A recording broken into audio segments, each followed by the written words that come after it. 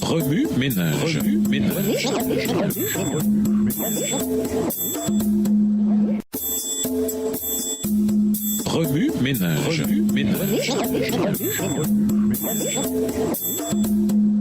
Bienvenue dans votre émission. Remue-ménage. Nous voilà à la leçon 3, la condition humaine.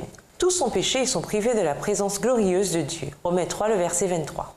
Depuis la chute, le péché fait naturellement partie de nous.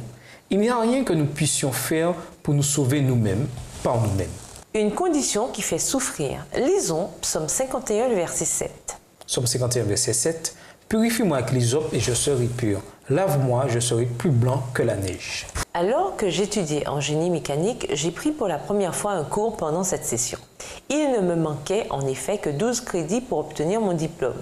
Quand j'étais à l'école primaire, mon professeur avait dit lors d'une rencontre prof-parent « Ricky ne réussira jamais dans le domaine des mathématiques ». En repensant à son commentaire et en constatant tout ce que j'avais accompli jusqu'ici, je n'ai pu m'empêcher de sourire. C'était la veille du jour de l'an. En cette froide soirée d'hiver, j'ai quitté l'Institut d'enseignement supérieur pour me rendre chez les parents de ma petite amie. Je suis asthmatique depuis ma naissance. Certains jours, ça allait mieux, mais d'une année à l'autre, je n'arrivais pas à m'en sortir. Peu après mon départ, j'ai senti que quelque chose n'allait pas. Oh non, pas encore! Plus j'approchais de la maison, plus je perdais le contrôle de ma respiration. J'ai décidé de me rendre aux urgences. À mon arrivée à l'hôpital, j'ai perdu complètement le contrôle de ma respiration. Comme mon médicament d'urgence ne fonctionnait pas, le personnel médical a commencé immédiatement à me traiter. Mais rien ne marchait. Et je me suis mis à m'inquiéter. Les médecins étaient soucieux, ils ne savaient que faire. Ma mère, qui venait d'arriver, m'a dit de tenir bon. Pour la première fois de ma vie, j'ai senti que je ne pourrais plus me battre. J'ai dit à Dieu que j'abandonnais et que c'était le bon moment pour lui d'intervenir selon sa volonté. Cette condition dominait toute ma vie. J'étais pleinement conscient que maintenant, je ne pouvais plus me battre tout seul. Si Dieu n'intervenait pas, je mourrais. Ma mère m'a tendu une bouteille d'eau. J'en ai pris une petite gorgée et 2 minutes plus tard, j'ai toussé. Et l'impossible s'est produit. J'ai inspiré puis expiré. Je respirais sans difficulté. Je n'arrivais pas à le croire. Les médecins se sont précipités dans la salle d'examen. En me voyant respirer normalement, ils ont été renversés et n'ont pas cru leurs yeux. Nous sommes tous nés avec la condition du péché. Le péché lie notre esprit, envahit nos pensées et nous paralyse. David le psalmiste dit « Oui, je suis marqué par le péché depuis que je suis né, plongé dans le mal depuis que ma mère m'a porté en elle. » Psaume 51, le verset 7. L'état de l'humanité est tel qu'il faut l'intervention de quelqu'un de puissant. Nous ne pouvons échapper à cette condition ni nous traiter nous-mêmes. Tôt ou tard, nous devons prendre conscience de notre incapacité, de notre besoin désespéré de l'intervention divine et nous abandonner à Dieu, sinon nous mourrons. La bonne nouvelle, c'est que Dieu se tient là, prêt à nous accepter tels que nous sommes et à nous donner une vie toute neuve. L'heure est venue de lui abandonner notre être tout entier. Au revoir. Et à demain si Dieu veut. Remue-ménage. Remue-ménage.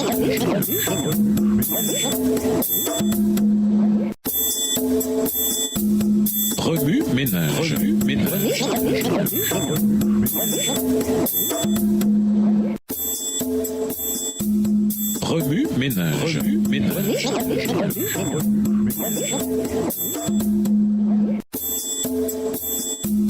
Remue-ménage.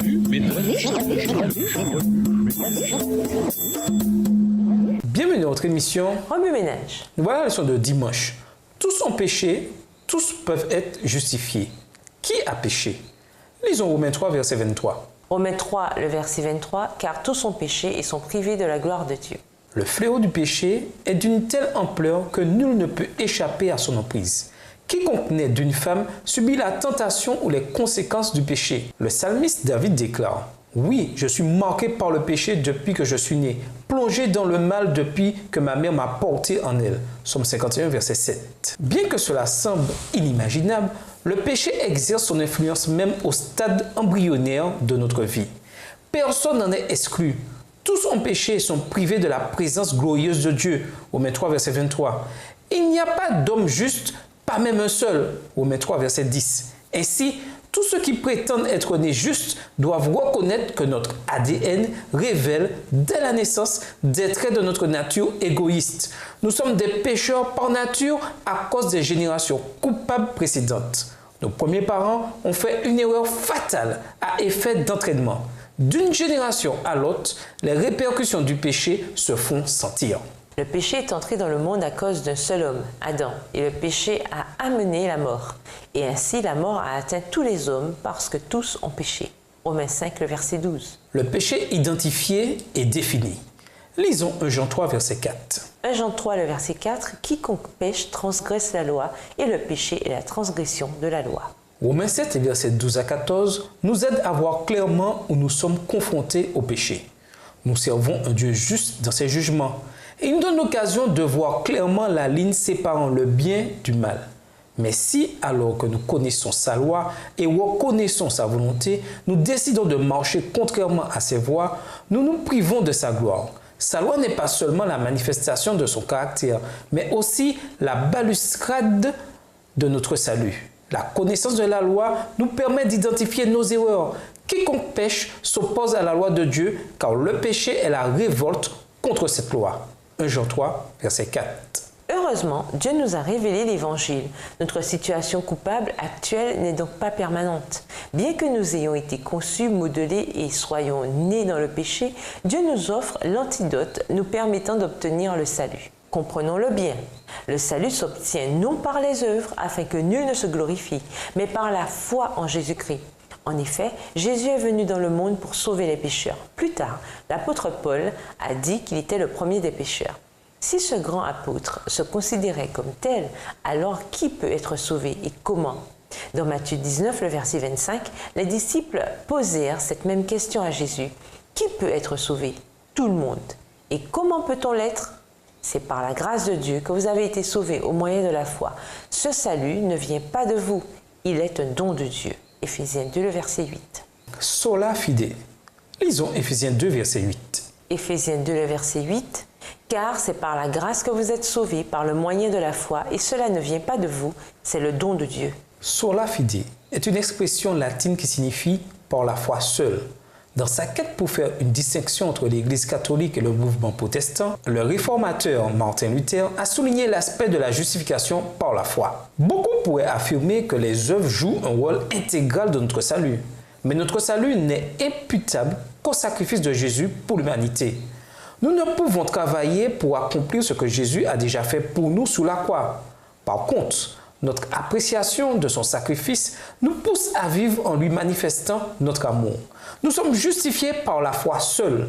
Hébreux 11, versets 1 à 12, nous brosse un tableau de serviteurs de Dieu qui furent justifiés par la foi. Leurs œuvres les suivaient, nous disent les Écritures, mais le message nous aide à comprendre que la clé, c'est la foi seule. La doctrine de Sola Fide propose que la foi en Christ suffit pour être accepté de Dieu. Faire partie de son peuple et être rempli de la confiance, de la reconnaissance et de l'amour pour Dieu, duquel procède toute bonne œuvre. Tous peuvent-ils être justes? Tous ceux qui acceptent le Christ comme sauveur personnel ont l'occasion d'être rachetés. Nous ne serons jamais justes par nos propres mérites. Notre justice nous est imputée grâce au sacrifice de Jésus au calvaire. C'est parce que Jésus a pris notre place que nous pouvons recevoir le don de la justice. La mort du Christ nous rend dignes.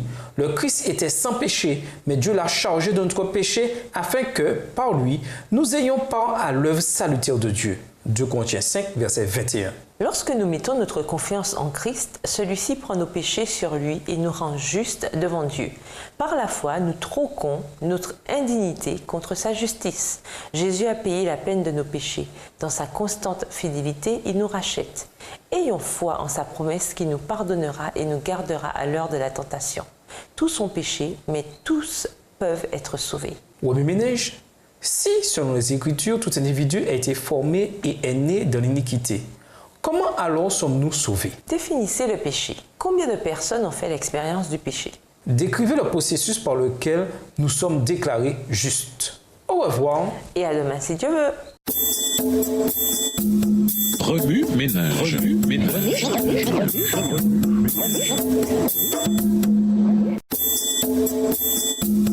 Remue ménage. Remue ménage.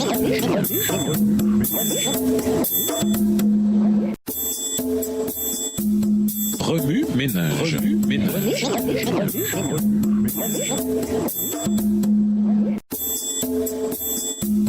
Remue ménage, ménage. Bienvenue dans votre émission. Remue ménage. Nous voilà à la leçon de lundi. Qu'est-ce que ce cadeau va m'apporter? Lisons Romains 2, les versets 4 à 10.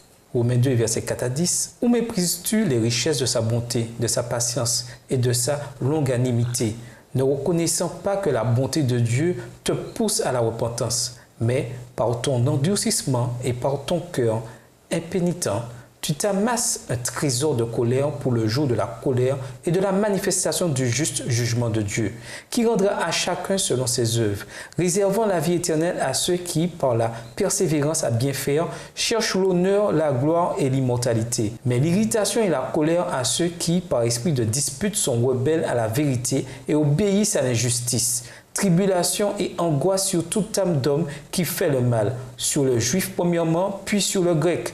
Gloire, honneur et paix pour quiconque fait le bien, pour le juif premièrement, puis pour le grec. Tous les êtres humains ont une racine de cupidité en eux. Nous cherchons à être récompensés pour nos actes, même pour les moindres d'entre eux. Dans Romains 3, le verset 23, Paul souligne que tous ont péché et sont privés de la présence glorieuse de Dieu. Cependant, tout au long de son épître, il montre comment Dieu offre encore et toujours une récompense à ceux qui se tournent vers lui et se repentent de leurs péchés.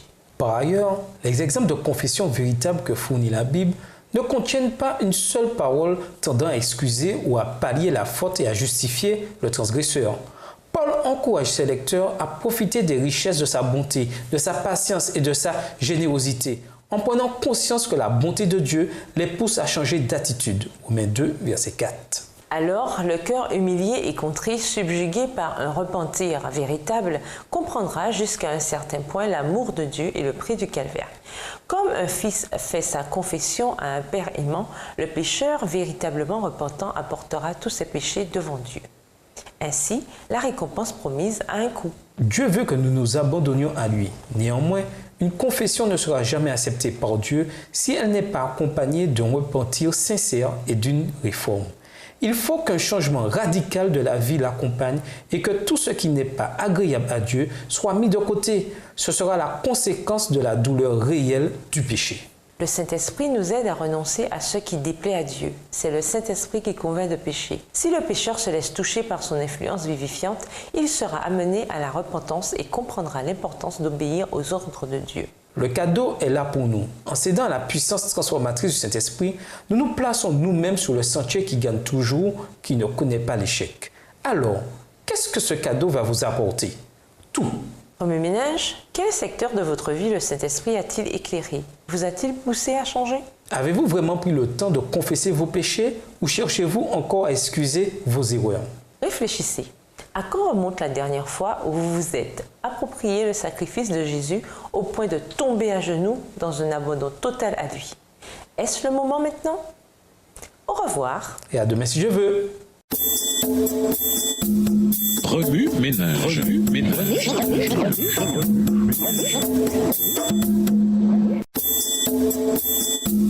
Remue ménage, revue ménage.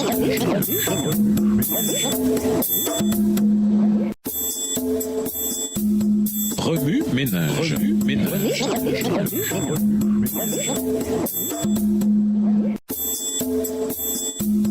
Remue ménage, revue ménage.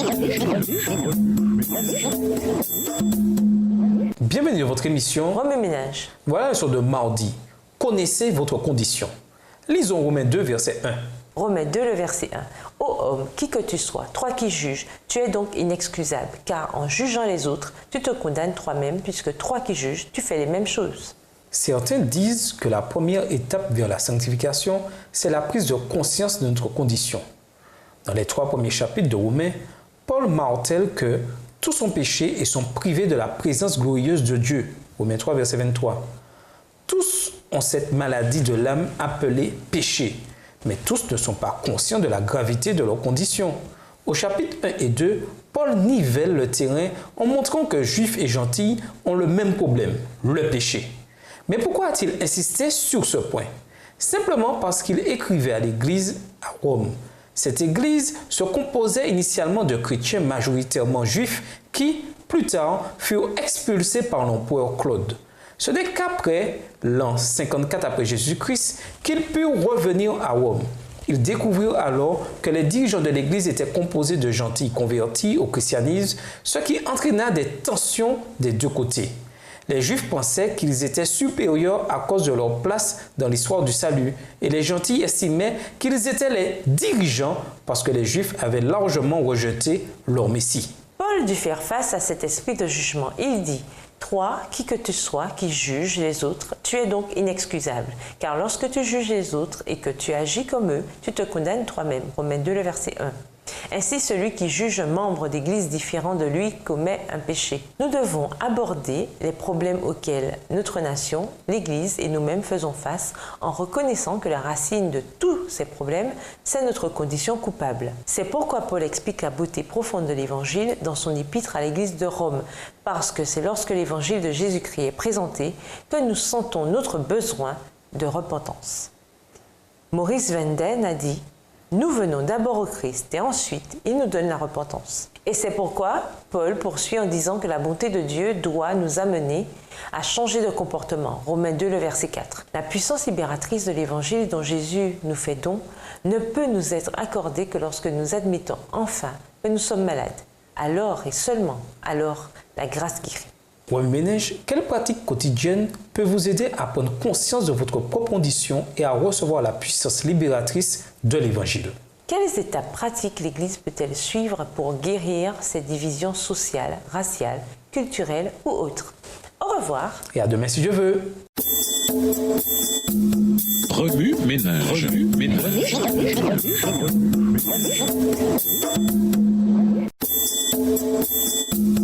Remue ménage. Remue ménage.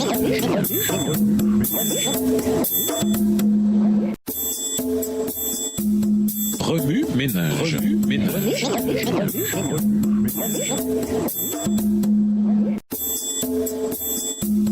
Remue ménage. Remue ménage. Bienvenue dans votre émission. Wami Ménage. Nous voilà à la leçon de mercredi. Né pécheur mais transformé par la foi. Lisons Romains 1, les versets 16 et 17. Romains 1, versets 16 et 17. Car je n'ai point honte de l'Évangile, c'est une puissance de Dieu pour le salut de quiconque croit, du juif premièrement, puis du grec, parce qu'en lui est révélée la justice de Dieu par la foi et pour la foi, selon qu'il est écrit, le juste vivra par la foi. Après le dernier souper dans la chambre haute, Jésus demandait à ses disciples de le soutenir et de prier pour lui. Mais préoccupés avant tout de leur propre personne, de leurs propres désirs et de leurs propres priorités, ils s'endormirent à ce moment pourtant crucial. Pourquoi ?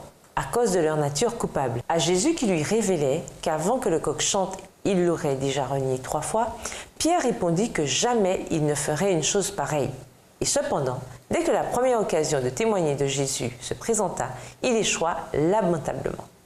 Pierre fut coupé de la gloire de Dieu à cause de l'égoïsme qui dominait son cœur. Par nature, nous sommes nous aussi enclins au mal.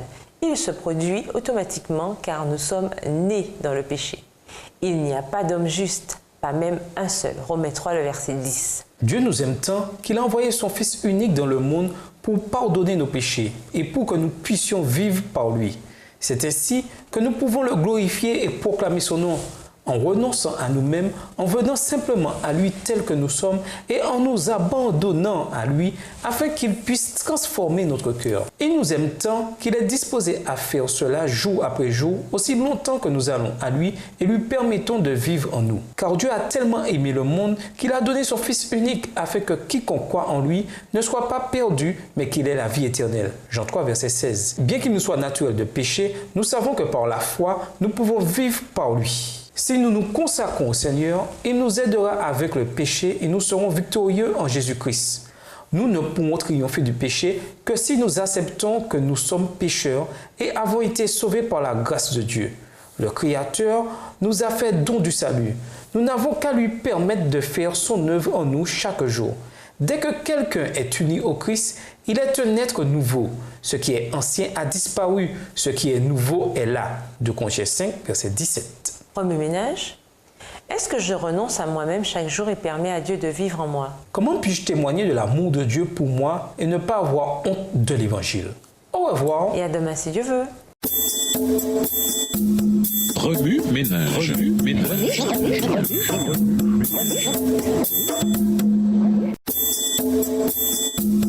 Remue-ménage. Remue-ménage. Remue-ménage.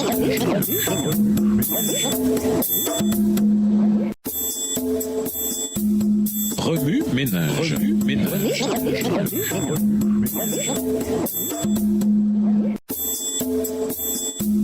Remue-ménage. Remue-ménage. Bienvenue dans votre émission Remue-ménage. Voilà la leçon de jeudi. Qui a raison? Lisons Romains 2, les versets 1 à 3. Romains 2, les versets 1 à 3. Ô homme, qui que tu sois, toi qui juges, tu es donc inexcusable, car en jugeant les autres, tu te condamnes toi-même, puisque toi qui juges, tu fais les mêmes choses. Nous savons en effet que le jugement de Dieu contre ceux qui commettent de telles choses est selon la vérité. Et penses-tu, ô homme qui juge ceux qui commettent de telles choses et qui les fait, que tu échapperas au jugement de Dieu? Et il y a plusieurs années, l'une de mes meilleures amies était catholique. Elle était tellement bonne, tellement gentille, elle ne jurait pas comme nous. Et je me suis dit, si nous sommes le peuple du livre, comment se fait-il que cette catholique, ces gens qui autrefois essayaient d'empêcher leurs semblables de lire le livre, achetaient leur passeport pour le ciel, et qui aujourd'hui font encore pénitence, soient plus chrétiennes que moi? La vérité, c'est qu'il n'y avait pas de différence entre elle et moi, excepté en ce qui concerne la relation avec le Christ. La sienne était plus solide que la mienne, parce qu'elle passait plus de temps avec lui. Sa foi en Dieu et non sa religion la distinguait de nous en termes de lumière. Qui a raison? Les musulmans, les juifs, les chrétiens, les hindous? La vérité, c'est que je suis, vous êtes, nous sommes affligés de la même condition. Les chrétiens font des erreurs et les musulmans aussi. Les gens semblent penser qu'à la croix, Jésus a nivelé le terrain entre les juifs et toute autre personne. Mais il a toujours été.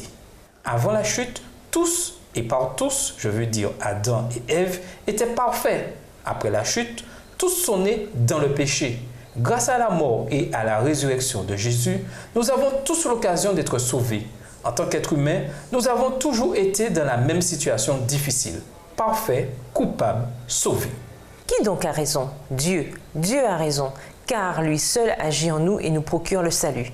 La religion, la position économique, la popularité, le talent, l'obtention de plusieurs diplômes universitaires ne le peuvent. Les actes de bonté non plus. Seul notre foi en Jésus-Christ nous sauve et nous donne l'occasion de passer l'éternité avec lui. La foi a toujours fait la différence dans l'expérience humaine. Remue-ménage. Qu'avaient en commun les Juifs et les gentils pendant toutes ces années passées? Les choses ont-elles changé aujourd'hui?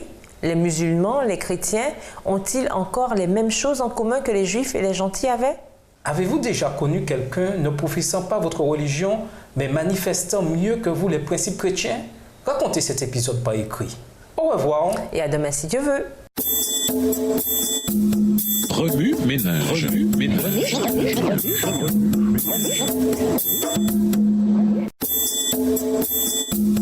Remue-ménage. Remue-ménage. Remue-ménage.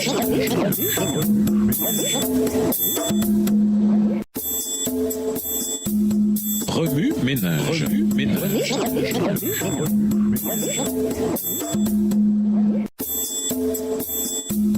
Remue-ménage. Remue-ménage.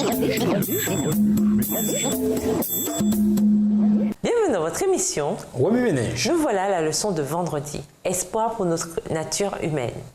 Lisons Luc 18, le verset 13. Luc 18, verset 13. Le publicain, se tenant à distance, n'osait même pas lever les yeux au ciel.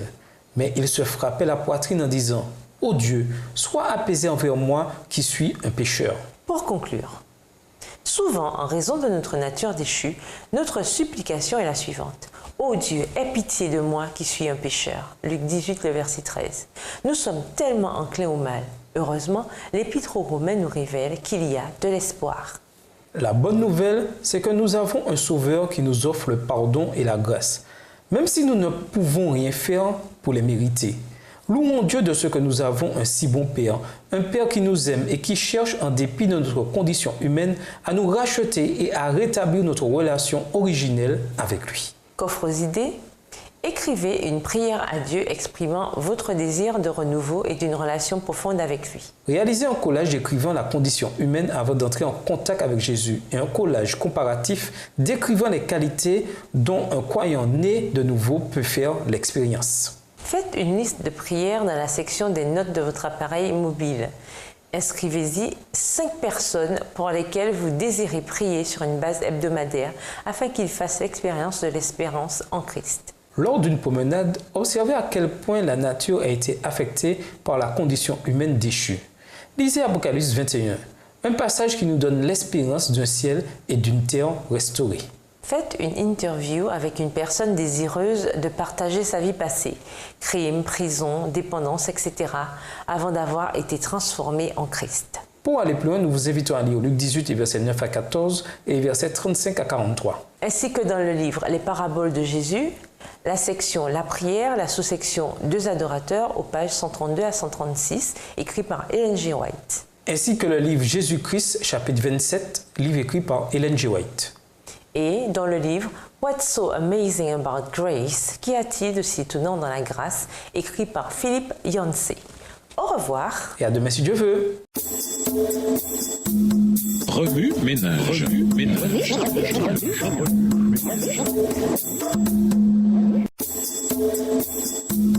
Remue ménage. Remue ménage.